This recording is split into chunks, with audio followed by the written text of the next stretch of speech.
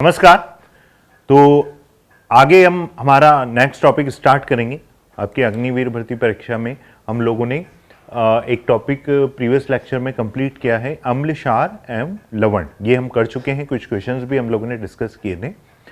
Next हमारा topic है, heading लगाएंगे आप लोग, कार्बन एवं उसके महत्वपूर्ण कार्बनिक यौगिक। ठीक है, कार्बन के बारे में इंफॉर्मेशन लेना है ना, और उससे जो भी इंपॉर्टेंट कंपाउंड्स यौगिक बनते हैं उनके क्या क्या यूज हैं हमारे दैनिक जीवन में, वो सारी डिटेलिंग हमें यहां पर देखनी है ना। तो सबसे पहले हेडिंग लिखेंगे हम, कार्बन की थोड़ा इंट्रोडक्शन देख लेते हैं, फिर इसके यौगिक और उनके यूज, ये सारा इस पार्ट में हमें देखना है। तो हेडिंग लगाएं आप सबसे पहले कार्बन। तो देखिए भाई, कार्बन क्या होता है, एक ठोस अधातु होती है ना। कार्बन एक नॉन मेटल एलिमेंट है, अधात्विक तत्व है, जो कहां पर होता है, आवर्त सारणी में 14 या 4A समूह या सेकंड आवर्त 2 तथा P ब्लॉक का एक तत्व है। ठोस अधात्विक तत्व है, आवर्त सारणी में 14 या 4A ग्रुप का समूह का सेकंड आवर्त तथा P ब्लॉक एलिमेंट है, P ब्लॉक का तत्व है। सेकंड पॉइंट देखेंगे, इसका परमाणु क्रमांक कितना होता है, कार्बन का कितना होता है भाई बच्चों, परमाणु क्रमांक 6, द्रव्यमान संख्या इसकी क्या होती है 12। प्रतीक ऐसे डिनोट करते हैं हम C612। इलेक्ट्रॉनिक विन्यास अगर लिखना चाहें इसका क्या होगा, 1s2 2s2 2p2। इसके 72 कोश में, 72 कोश क्या है इसका, ये है 2s2 2p2, और 72 कोश में कितने इलेक्ट्रॉन होते हैं 4, और इसीलिए कार्बन की संयोजकता वैलेंसी, कितने बॉन्ड बनाता है कार्बन टोटल 4। ठीक है, आउटर मोस्ट शेल 72 कोश बोलते हैं, जो बाहर के 2s और 2p2, और 2p में कितने इलेक्ट्रॉन हैं 2। संयोजकता कितनी है 4।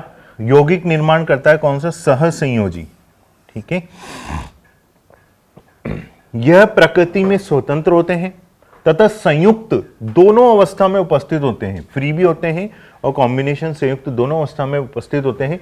संयुक्त अवस्था में ये धातु कार्बोनेट, ठीक है, और हाइड्रोकार्बन, प्रोटीन, कार्बोहाइड्रेट्स तथा वायु में CO2 में कितनी होती है, वायु में 0.03%।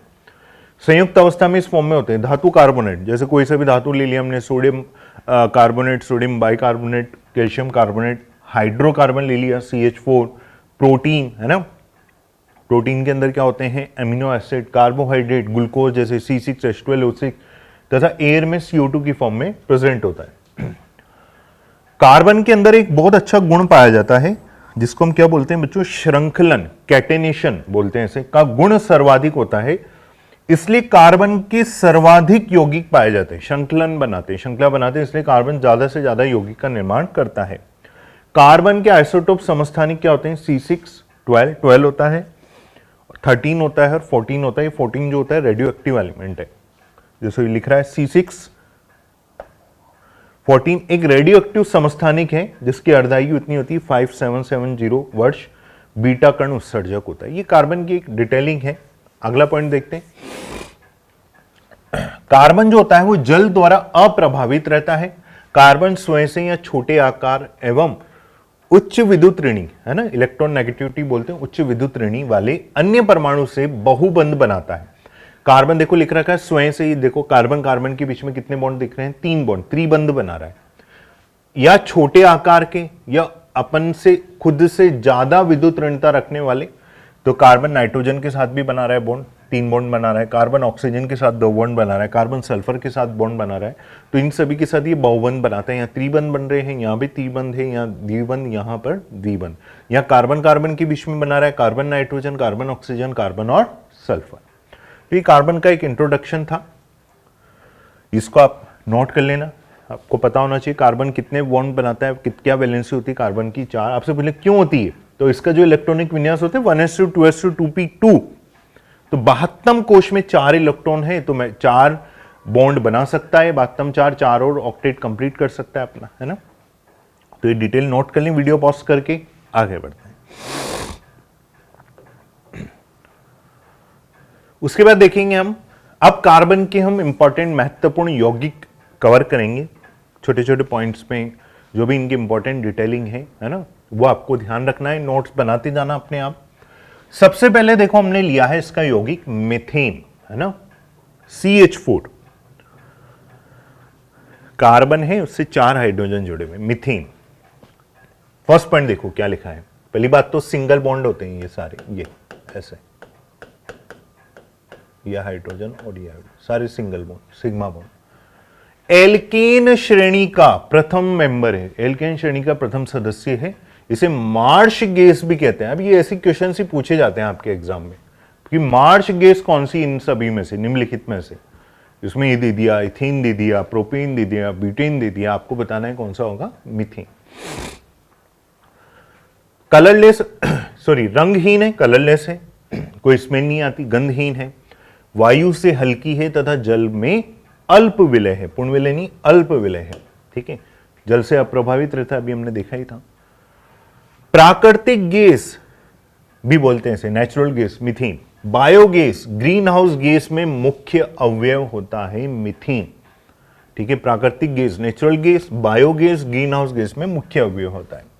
दलदली स्थानों में पेड़ पौधों, सब्जियों, कार्बनिक पदार्थों के सड़ने से मीथेन गैस उत्पन्न होती है, ठीक है। दलदली स्थान है जब पेड़ पौधे हैं, है ना, वो सड़ जाएं, खराब हो जाएं, सब्जियां खराब हो जाएं, सड़ने गलने से कार्बनिक पदार्थों के मीथेन उत्पन्न होती है, मीथेन गैस बनती है। यूज क्या है भाई, इसका उपयोग कार्बन ब्लैक के उत्पादन में ईंधन के रूप में करते हैं, मीथेन नेचुरल गैस होती है ना, ईंधन के रूप में। हाइड्रोजन, मिथाइल अल्कोहल या मैथिल अल्कोहल बोलो आप इसको, ठीक है। मिथाइल अल्कोहल क्या होता है भाई, CH3OH, मीथेन का एक हाइड्रोजन हटाकर OH लगा दिया। फॉर्मेल्डिहाइड और सिंथेसिस गैस, ये भी एग्जाम में पूछ लिया जाता है, सिंथेसिस गैस क्या होती है, CO+H2, CO+H2 सिंथेसिस के उत्पादन में किया जाता है, ठीक है। नोट्स बनाते जाएं, अब देखिए पॉइंट वाइज छोटे छोटे से क्वेश्चंस पूछे जाते हैं एग्जाम में। तो ये हमने मीथेन के बारे में देखा। अगला लिखेंगे आप यौगिक एथिलीन या इथीन भी बोलते हैं इसे, है ना, C2H4। अब कार्बन, 2 कार्बन आ गए, उसके बीच में डबल बॉन्ड,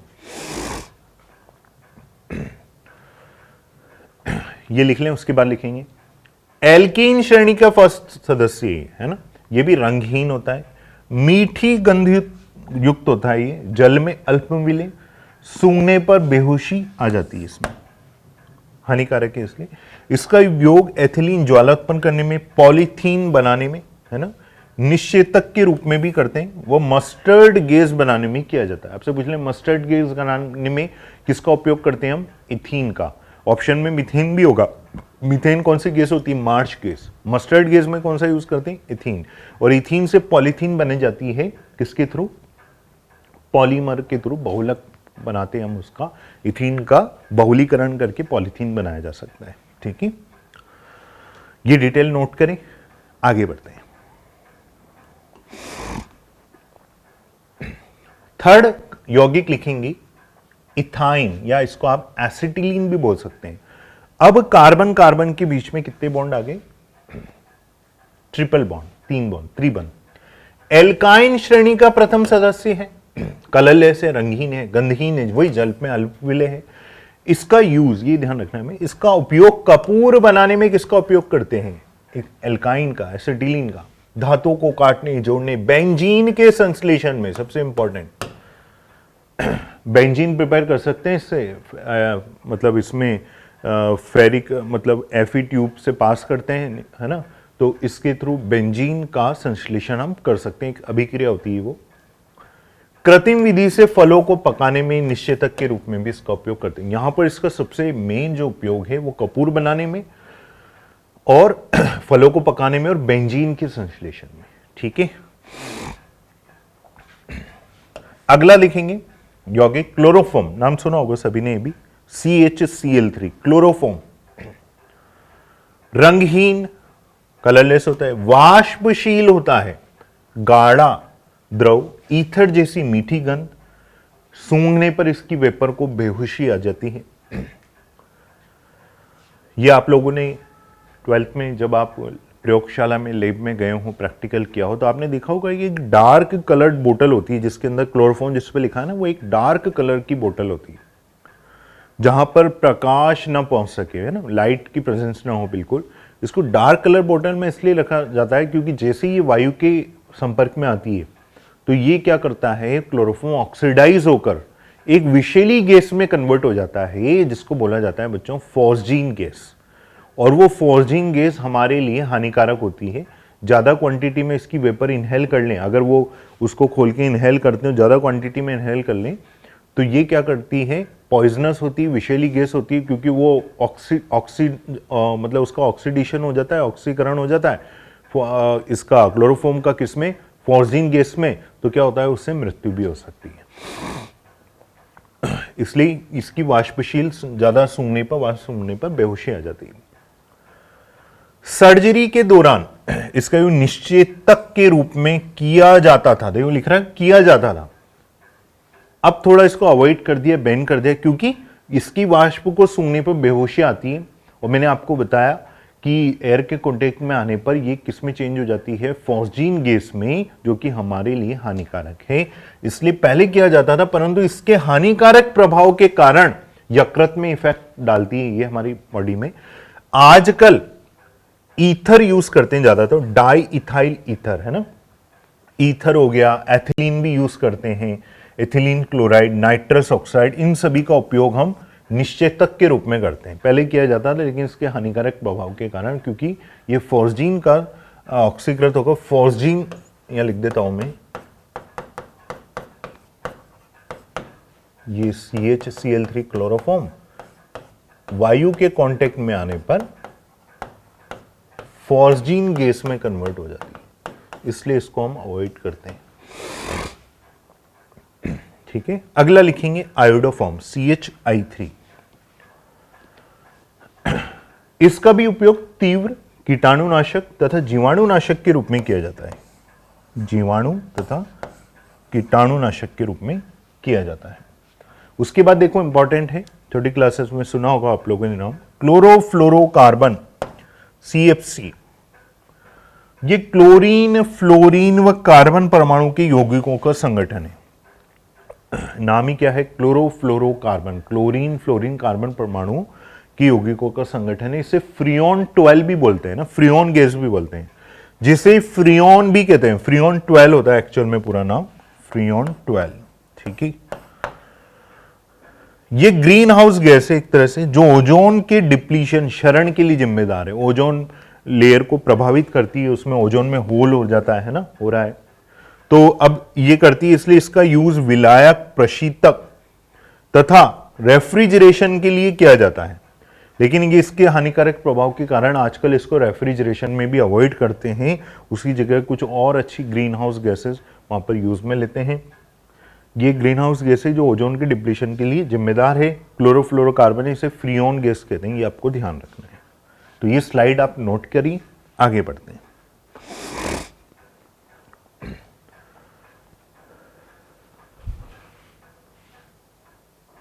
ठीक है, 7th पॉइंट देखें, मैथिल अल्कोहल, मिथाइल अल्कोहल भी बोलते हैं, CH3OH, फॉर्मूला भी लिखना चाहें तो लिख लेना, ये होता है।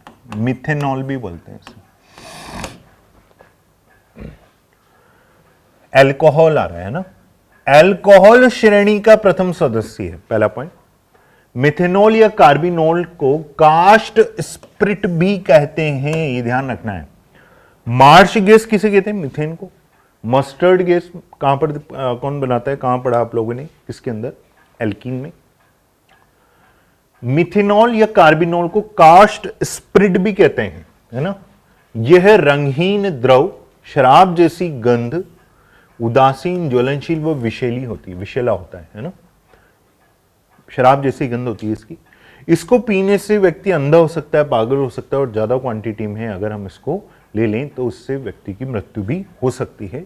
इसका उपयोग पेट्रोल के साथ ईंधन में, है ना, मिथाइल अल्कोहल का, आप लोगों ने सुना होगा कई जगह आजकल पेट्रोल में क्या कर रहे हैं, अल्कोहल मिलाया जाता है, पेट्रोल के साथ ईंधन के रूप में अल्कोहल मिलाया जाता है, लिखा रहता है कई जगह। कृत्रिम रंग बनाने में, वर्निश बनाने में, विलायक के रूप में, परफ्यूम वगैरह में, परफ्यूम आप देखोगे ना तो उनमें अल्कोहल मिक्स होता है, अल्कोहल मेंशन होता है पीछे कंटेंट में। मेडिसिन में बनाने में, मेडिसिन में ज़्यादातर आप देखोगे जितनी भी हमारी कफ सिरप होती है ना उनके अंदर अल्कोहल प्रेजेंट होता है, पीछे देखना आप। तथा स्प्रेड बनाने में इसका उपयोग होता है। कफ सिरप में ये प्रेजेंट होता है। तो अब अगर आपने देखा होगा कि हम जब कफ सिरप लेते हैं, है ना, तो उसको लेने के बाद क्या होता है, व्यक्ति को नींद आने लगती है ना, क्योंकि उसके अंदर क्या प्रेजेंट होता है, मिथाइल अल्कोहल प्रेजेंट होता है। मिथाइल अल्कोहल जल को 4:6 के अनुपात में मिलाकर ऑटोमोबाइल्स के रेडिएटर के लिए एंटी फ्रिज के रूप में किया जाता है। मिथाइल अल्कोहल का यूज क्या होगा, मिथाइल अल्कोहल व जल को 4:6 के अनुपात में मिलाकर ऑटोमोबाइल्स के रेडिएटर के में एंटी फ्रिज के रूप में भी इसका उपयोग किया जाता है। तो ये मिथाइल अल्कोहल के यूज है। इसमें सबसे मेन इंपॉर्टेंट एक तो इसे कास्ट स्प्रिट भी कहते हैं, और ये औषधियों में, परफ्यूम में स्प्रिट बनाने में यूज किया जाता है। अगला देखेंगे मिथाइल के बाद एथिल अल्कोहल, C2H5OH। पहले CH3 था, अब 2 कार्बन हो गए। ये भी रंगहीन द्रव, स्वाद में तीखा तथा जल में विलय होता है। इंपॉर्टेंट बात है, अभी तक जितने भी पढ़े वो जल में अल्प मिले हैं। इथाइल अल्कोहल जल में विलय होता है। अच्छा, ऐसा क्यों होता है, क्योंकि जल के साथ क्या करता है बच्चों, हाइड्रोजन बॉन्डिंग कर लेता है। ठीक है, अच्छा इसको बनाते कैसे हैं, इसे किण्वन विधि से बनाते हैं। जो भी हमारे साड़ी कड़े फल होते हैं, स्टार्च युक्त अनाज होते हैं, स्टार्च किस में प्रेजेंट होता है, आलू में होता है, कुछ क्वांटिटी में हमें चावल से भी मिलता है। उनसे हम इसको, एक विधि होती है फर्मेंटेशन जिसको बोलते हैं किण्वन, उसमें एंजाइम की उपस्थिति में, जैसे आप लोगों ने एक फेमस एंजाइम पढ़ा होगा, नाम सुनते हैं अभी, ईस्ट, YEST, यीस्ट, हिंदी में लिखेंगे यीस्ट, ये इसकी प्रेजेंस में इसको किण्वन प्रोसेस के थ्रू हम अल्कोहल में कन्वर्ट करते हैं, है ना।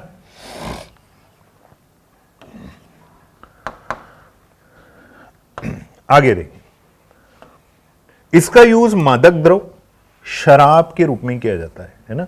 एक तरह से क्या करते हैं हम, इथेनॉल क्या है, ड्रिंकिंग पर्पस में शराब के रूप में इसका यूज किया जाता है। इसका यूज मोटर, हवाई जहाज के ईंधन के रूप में, कार रेडिएटर में, एंटी फ्रिज के रूप में, पेंट, वार्निश, जितने भी जो हम घरों में पेंट करते हैं ना, उसमें भी, पेंट में भी स्मेल आती है ना, जो उसमें इथेनॉल होता है। कफ सिरप्स में भी होता है ये।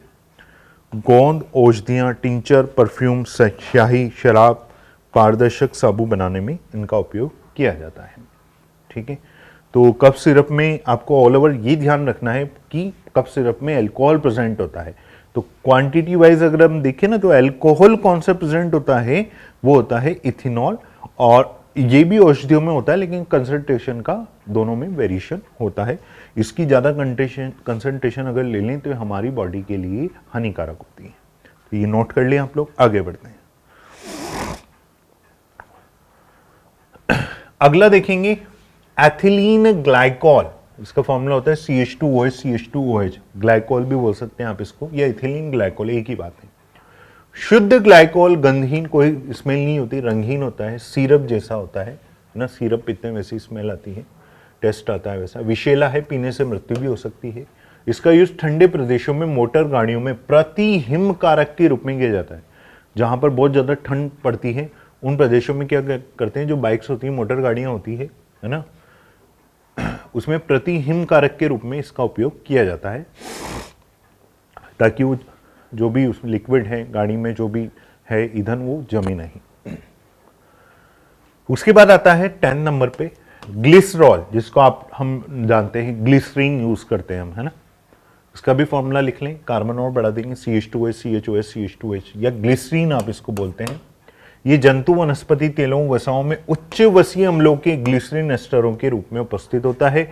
इसका यूज ट्रांसपेरेंट, पारदर्शक साबुन ये बनाने में, पारदर्शक एक साबुन होता है, पियर्स बहुत टाइम से चला आ रहा है ना, जितने भी ट्रांसपेरेंट सोप्स होते हैं उनको बनाने में ग्लिसरीन का, ग्लिसरॉल का यूज करते हैं। जूतों की पॉलिश में, स्याही, जितने भी कॉस्मेटिक सामग्री होती है, श्रृंगार सामग्री होती है महिलाओं की, उसमें कृत्रिम रेशे, है ना, स्नेहक, परिरक्षक, शक्तिवर्धक दवाइयाँ जितनी भी होती है, ताकत बढ़ाने वाली जो मेडिसिन है, उन सभी में इसका यूज किया जाता है।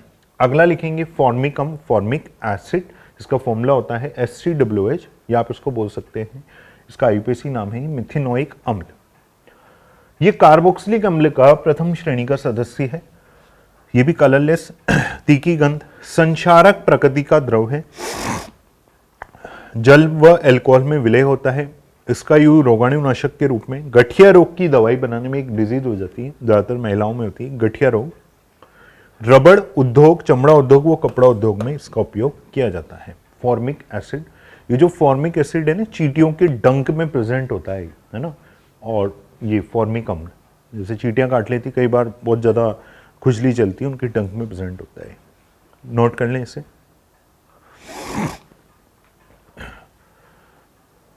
अगला लिखेंगे यौगिक फॉर्मेल्डिहाइड, कार्बोनाइल यौगिक भी बोलते हैं इसे, कार्बोनाइल कंपाउंड, 12th में पढ़ा होगा आप लोगों ने, एल्डिहाइड कीटोन है ना। तो ये है SCHO, फॉर्मेल्डिहाइड। IUPAC नेम होता है इसका मिथेनल, ठीक है, अल। ये एलिफेटिक एल्डिहाइड श्रेणी का प्रथम सदस्य है। इसका उपयोग ताप दृढ़ प्लास्टिक, इसका उपयोग ताप दृढ़ प्लास्टिक, इंग्लिश में बोलते हैं थर्मोसेटिंग पॉलीमर, जैसे बेकेलाइट, इसका योग ताप दृढ़ प्लास्टिक जैसे बेकेलाइट बनाने में। अब बेकेलाइट जो होता है वो क्या होता है, जितने भी हमारे घरों में हम देखते हैं इलेक्ट्रिक स्विच लगे होते हैं, वो एक तरह का बहुलक होता है। कौन सा बहुलक होता है? बेकेलाइट, जिसे हम बोलते हैं ताप दृढ़ प्लास्टिक। उसको बनाने में इसका उपयोग होता है, यूरोट्रोपिन बनाने में किया जाता है, यूरिया निर्माण में इसका उपयोग किया जाता है, क्योंकि हम जो SCOH फॉर्मेल्डिहाइड, इसको फिनोल के साथ जब अभिक्रिया कराते हैं तो बेकेलाइट बन जाता है बहुलीकरण से। अगला है एसिटिक अम्ल। ये स्वाद में खट्टा अम्ल है, खट्टा होगा, इसे हमने अम्ल क्षार लवण पढ़ा है, वहां देखा है। संक्षारक प्रवृत्ति होती है, अम्लों में जल में विलय होता है। इसका 4 से 6% तनु विलयन सिरका विनेगर कहलाता है। विनेगर हम यूज करते हैं ना, है ना, तो इसका जो 4 से 6% डाइल्यूटेड सॉल्यूशन है तनु विलयन एसिटिक अम्ल का, वो सिरका विनेगर कहलाता है, जिसे हम खाद्य परीक्षण में सफेदा, कॉपर एसिटेट, रंजकों, डाइस बनाने में, निर्माण में किया जाता है। मेन इसका यूज है खाद्य परीक्षण में। 4 से 6% तनु विलयन इसका सिरका विनेगर कहलाता है। उसके बाद है कार्बन टेट्राक्लोराइड, अगला यौगिक CCl4, यह इसका दूसरा नाम एक और होता है पायरीन। ये रंगहीन वायु से भारी होता है, अज्वलनशील तथा वाष्पशील द्रव है। इसका उपयोग अग्निशामक के रूप में करते हैं। सबसे इंपॉर्टेंट, अग्निशामक के रूप में कार्बन के किस यौगिक का प्रयोग करते हैं? Carbon tetrachloride. अगला लिखेंगे urea, diamino carbamide, 15 number पे लिखेंगे NH2CuNH2। नोट करते जाएं इसे। प्रथम कार्बनिक यौगिक है जिसका प्रयोगशाला में संश्लेषण किया जाता है। प्रथम कार्बनिक यौगिक जिसे प्रयोगशाला में बनाया गया है, कौन सा है? यूरिया। यह सफेद क्रिस्टलीय ठोस है, रंगहीन है, गंधहीन है, जल में विलय है, जिसमें 46.6% इसमें नाइट्रोजन पाया जाता है। इस कारण इसका योग फर्टिलाइजर, उर्वरक में किया जाता है। इसका यूज नाइट्रोजन गैस, बैरोनल दवा, यूरिया बनाने में किया जाता है। यूरिया ही नाम है इसका। तो इसका सबसे मेन इंपॉर्टेंट जो यूज है वो उर्वरक, फर्टिलाइजर बनाता है। इसमें 46.6% नाइट्रोजन है, और ये कार्बनिक यौगिक जो जिसे सबसे पहले प्रयोगशाला में, जिसका प्रयोगशाला में संश्लेषण किया गया है, प्रथम है, क्रिस्टलीय ठोस होता है। ठीक है, तो ये हमने कार्बन और उसके कुछ इंपॉर्टेंट यौगिक देखे हैं। ठीक है, अगले लेक्चर में और इसके कुछ इंपॉर्टेंट यौगिक देखेंगे। इनके यूज मेन आपको याद रखना है, एग्जाम में पूछ लिया जाता है ना। तो नेक्स्ट क्लास में और कुछ यौगिक के साथ आगे बढ़ेंगे। यहां तक आप इसको रिवाइज करना है ना, इंपॉर्टेंट टिक कर लेना इसको। मिलते हैं नेक्स्ट क्लास में। Okay, all the best, thank you.